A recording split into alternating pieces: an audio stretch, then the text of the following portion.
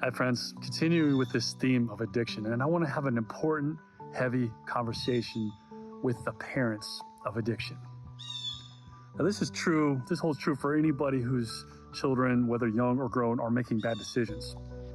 But I'm talking specifically, if you have a loved one, son or daughter or even grandchild, young or old, who has wrestled with addiction, and especially if that person has overdosed, lost a battle, ended their life as a result of that addiction.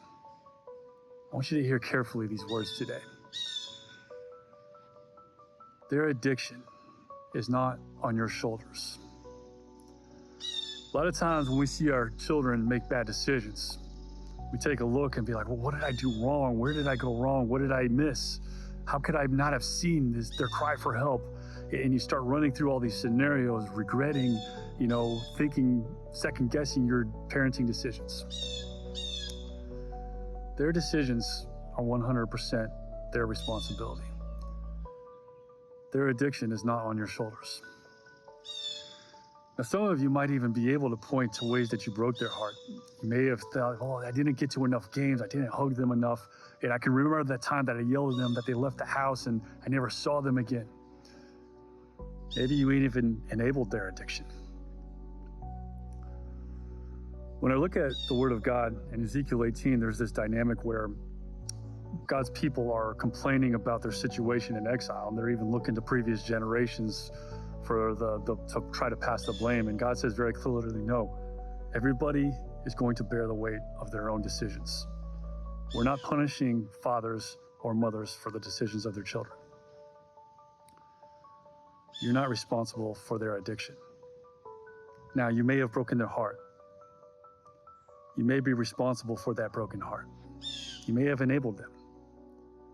The blessing of this is as easy as it is to say and as hard as it is to walk through, to forgive yourself. It does say that God is faithful and just to forgive us of where we went wrong.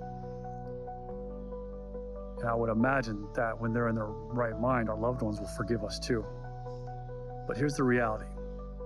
Even if you broke their heart, you didn't put the bottle to their mouth. You didn't hold the needle to their veins. You didn't provide them the pills. You're not responsible for their addiction. It's 100% their decision that they made. Now, if you're on the other side of this, we'll talk more about this next week. And I've said it and I'll repeat this. Everybody may not be responsible for the hurt that they've been through, but everyone's 100% responsible for their healing. And especially if you lost somebody to addiction. That's a heartbreaking thing. It's a long path to walk, and I hope you do find that healing for your own soul.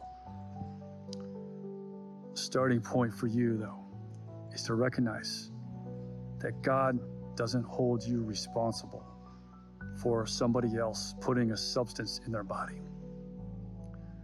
And today can be the day that you start the journey of not holding yourself responsible for somebody else's decision. God bless you.